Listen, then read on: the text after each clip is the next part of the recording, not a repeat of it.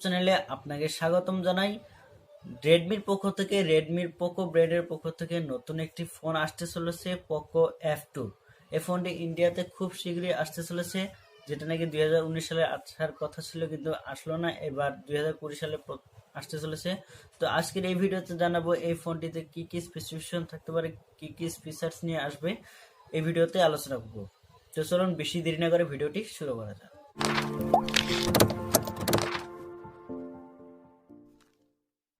Redmi Poco ব্র্যান্ডের পক্ষ থেকে পোকো F2 আসতে চলেছে। এই ফোনটির যে পোকো পোকোর যে হেড রয়েছেন, সে নিজে তাদের ইউজার্সকে জানিয়ে দিয়েছেন যে পোকো F2 খুব শীঘ্রই আসতে চলেছে ইন্ডিয়াতে, এবং কি এর প্যাটেন্টও ফাইল করে দেওয়া হয়েছে যে এই ফোনটি কিরকম ধরনের হতে পারে।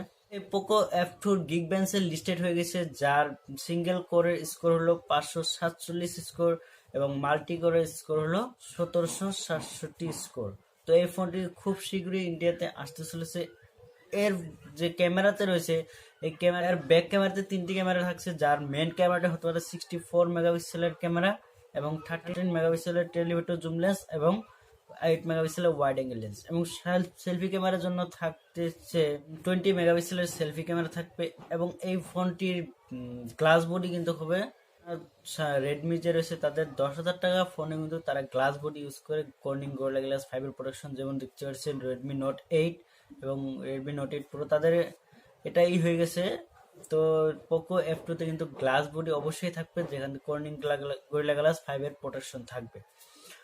তো এই ফোনটি প্রসেসর কি থাকছে এখনো পর্যন্ত জানা যাচ্ছে না। আশা করা যাচ্ছে এখানে কোয়ালকম স্ন্যাপড্রাগন 855 প্রসেসর থাকছে, যার বেস্ট ফ্রিকোয়েন্সি হলো 1.8 GHz। তো এই ফোনটি রান করবে অ্যান্ড্রয়েড 10 বেস করে এবং MIUI 11 থাকছে। তো এই ফোনটির LPDDR4X র্যাম এবং UFS 2.1 স্টোরেজ থাকছে। তো এখানে ব্যাটারি হিসেবে থাকছে 4500 মিলি অ্যাম্পিয়ারের ব্যাটারি, 27 ওয়াটের ফাস্ট চার্জিং ফেসিলিটি থাকবে এবং USB Type-C পোর্ট থাকবে।